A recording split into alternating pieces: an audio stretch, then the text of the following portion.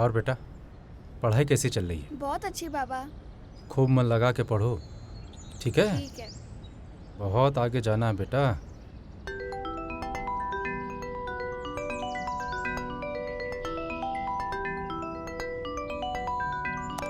हाय grandpa. बेटा, you go and play. Bye grandpa. बेटा, तुम्हारी माँ की तबीयत भी ठीक नहीं रहती है। घुटनों के दर्द के कारण चलने फिरने में बड़ी मुश्किल होती है। तो इसमें मैं क्या कर सकता हूँ पापा? आप किसी अच्छे डॉक्टर को दिखाइए, ऑपरेशन करवाइए, जो खर्चा हो बताइए, मैं पैसे भेज दूँ। मेरी भी तबीयत ठीक नहीं रहती है। अरे तो आप भी दवा लीजिए। अब इस उम्र में बीमारियां तो लगी ही रहेंगी।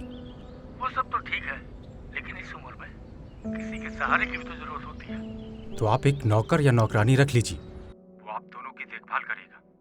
चल छोड़, ये सब तो चलता ही रहेगा। तू खुश तो है ना अपनी कनेडियन बीबी के साथ? हाँ पापा, सब बढ़िया है। बस कमी यही है कि बस टाइम नहीं रहता, काम से फुर्सत ही नहीं मिलती। इतना भी काम को मत लाद कि बेटा परिवार के लिए समय ही ना बचे। परिवार के लिए ही ज्यादा से ज्यादा कमाने की कोशिश कर रहा हूँ।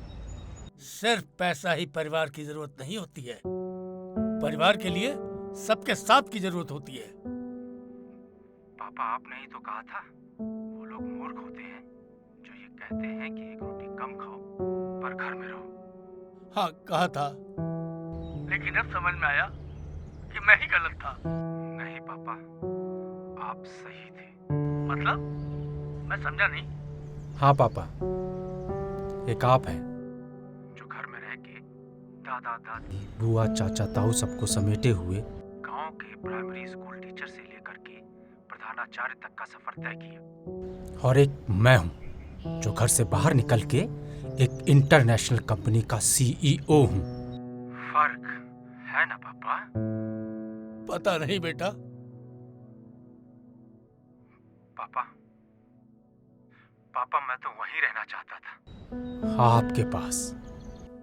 पर आपकी ही जिद थी ना कि बेटा तुम्हें बड़ा आदमी बनना है। तो लो पापा, बन गया मैं बड़ा आदमी। और हाँ पापा, आप बार बार फोन करके मुझे डिस्टर्ब मत किया कीजिए। मेरे पास आपकी फालतू बातों के लिए टाइम नहीं है। अरे खाना लगा रही हूँ, आ जाओ। बेटा बाद में बात करते हैं।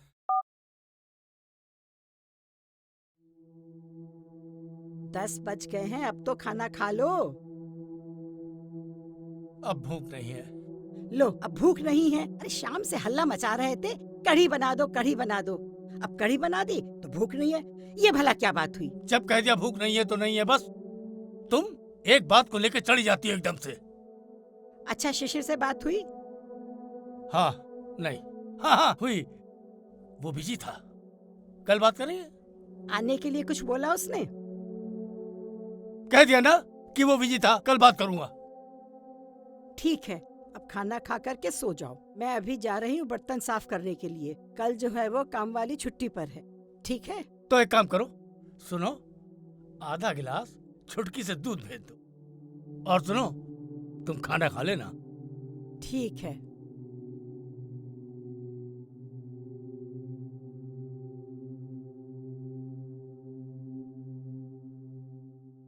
दादाजी, लीजिए दूध पी लीजिए।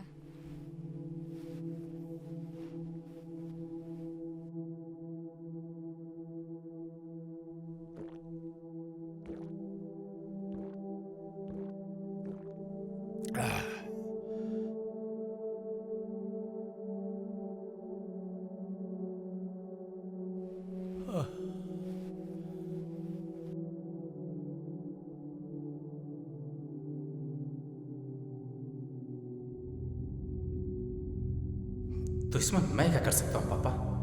अब इस उम्र में बीमारियां तो लगी ही रहेंगी। तो लो पापा, बन गया मैं बड़ा आदमी। तो आप एक नौकर या नौकरानी रख लीजिए। तो आप एक नौकर या नौकरानी रख लीजिए। जो खर्चा हो बताइए, मैं पैसे भेज दूँ। जो खर्चा हो बताइए, मैं पैसे भेज दूँ। बन गया मैं बड़ा आदमी। और एक मैं हूँ जो घर से बाहर निकल के एक इंटरनेशनल कंपनी का का CEO। तो लो पापा, बन गया मैं बड़ा आदमी। और हाँ पापा, आप बार बार फोन करके मुझे डिस्टर्ब मत किया कीजिए। मेरे पास आपकी फालतू बातों के लिए टाइम नहीं है। तो इसमें मैं क्या कर सकता हूँ पापा? अब इस उम्र में बीमारियां तो लगी ही रहेंगी। तो लो पापा, बन गया मैं बड़ा आदमी। तो आप एक नौकर या नौकरानी रख लीजिए। जो खर्चा हो बताइए, मैं पैसे भेज दूँ। बन गया मैं बड़ा आदमी।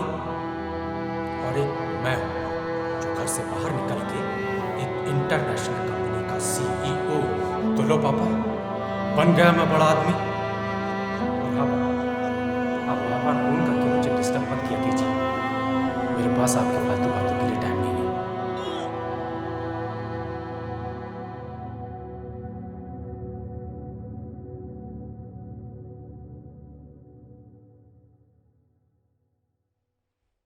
सो गए क्या? अरे मानो ना मानो, तुम ना सचमुच बूढ़े हो गए हो। पैर भी नहीं ओढ़े हैं अपने। ये नहीं कि थोड़ा पैरों पे कंबल डाल लेते।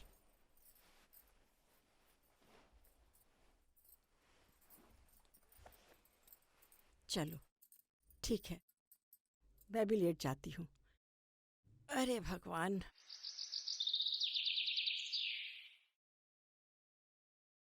अरे सवेरा हो गया, चलो उठा जाए। हे भगवान मेरे प्रभु, अरे हे भगवान।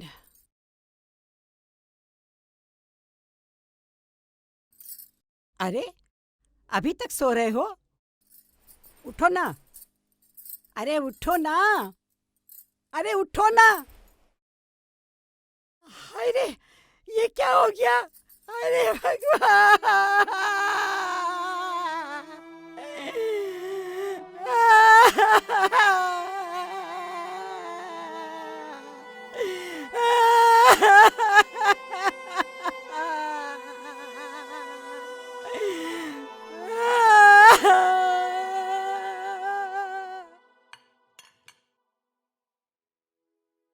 सब ठीक है बेटा, अपना ख्याल रखना। जान और लिली को मेरा आशीर्वाद कहना। ठीक है। और हाँ, कह दो कि 2-4 दिन की छुट्टी लेके यहाँ आ जाए, बहू और बच्चों को लेकर के। 2 साल हो गए हैं पोता पोती को देखे हुए। ओके, मैं ट्राई करता हूँ इस बार दिवाली में। अच्छा ठीक है, अब बस भी करो। अभी ऑफिस से आया है अपने, बाकी बात बाद में कर लेना। अच्छा ठीक है बेटा, खुश रहो। बाय बेटा। Okay, bye mom, bye dad. Bye.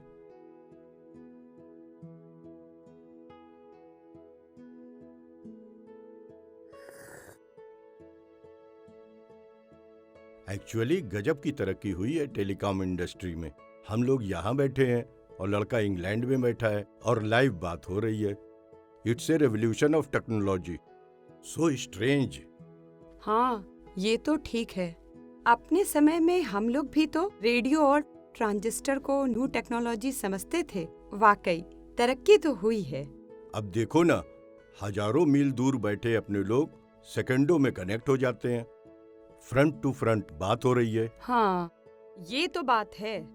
अब तो दुनिया के किसी भी देश की खबर पलक झपकते ही हमें मिल जाती है। इस रेवोल्यूशन प्रोसेस से दुनिया कितनी छोटी हो गई है, लगता है अपनी मुट्ठी में सिमट गई हो। वाकई फासले भी कितने कम हो गए हैं, पहचान का दायरा कितना बड़ा हो गया है सोशल मीडिया पर। अच्छा मैं जरा कपूर साहब के ऑफिस होके आता हूँ। वो दामाद जी के प्रीमियम की चेक भी जमा करनी है, लास्ट डेट परसों ही निकल चुकी है। जल्दी आइएगा। बस वही करके आ जाते हैं।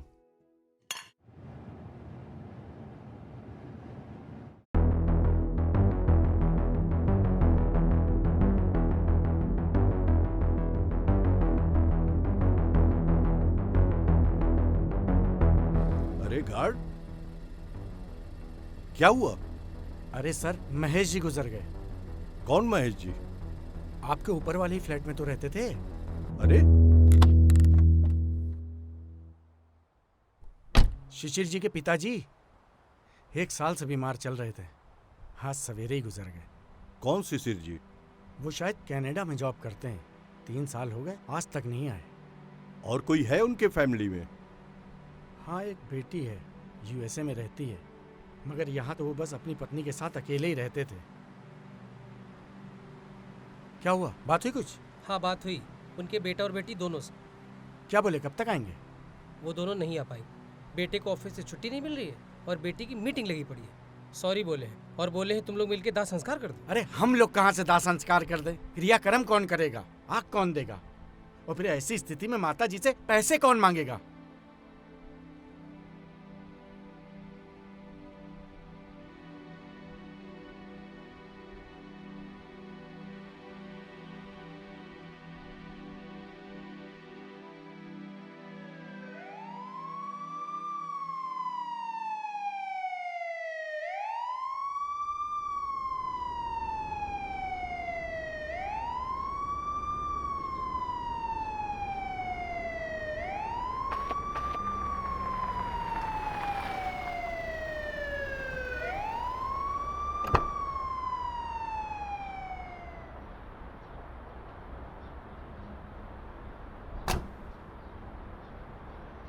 महेश जी जिनकी मौत हुई है वो कहाँ रहते हैं? ऊपर 9वें माले पे।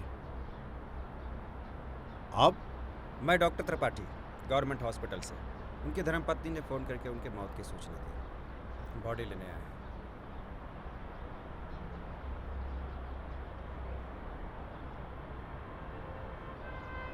जी मैडम, पहुंच गए, हम पहुंच गए।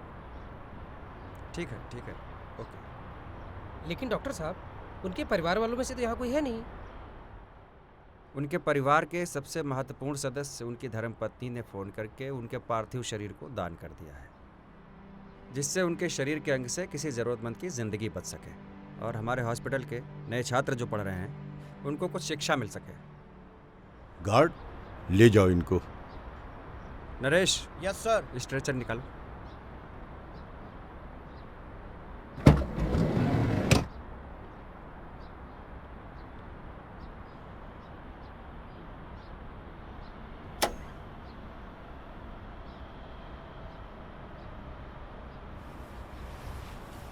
आइए। सर,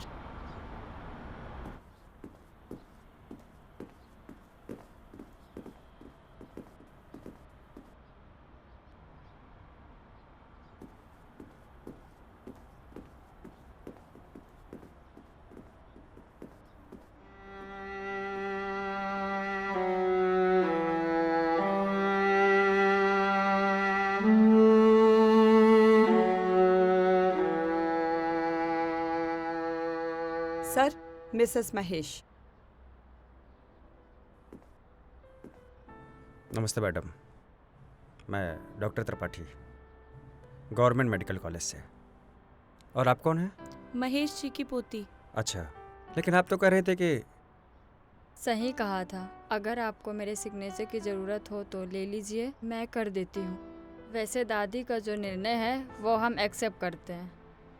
बट 1 साल पहले जब दादाजी मुझे अनाथालय से लाए थे तो गेट से निकलते हुए उन्होंने कहा था,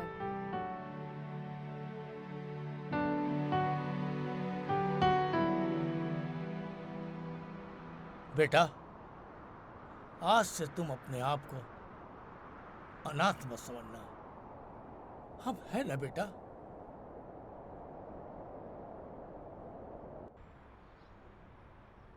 मैडम, आपके सही और प्रशंसनीय निर्णय से आपके पति का नाम अमर हो गया है।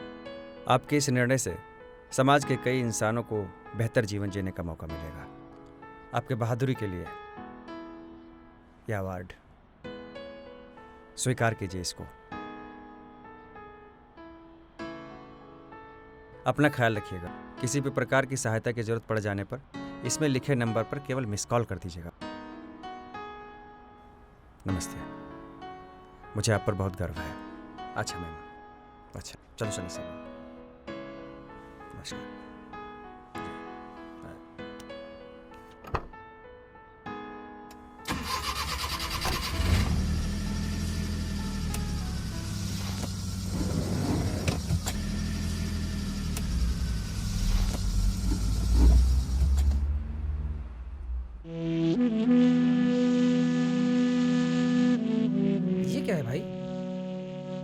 जो लोग सरहद पे रहते हैं, रक्षा करते हुए शहीद होते हैं, वो सैल्यूट के हकदार होते हैं। जो लोग इतने पुण्य का काम करते हैं, वो भी तो। सही कह रहे हो भाई, लेकिन सैल्यूट के असली हकदार मैडम है।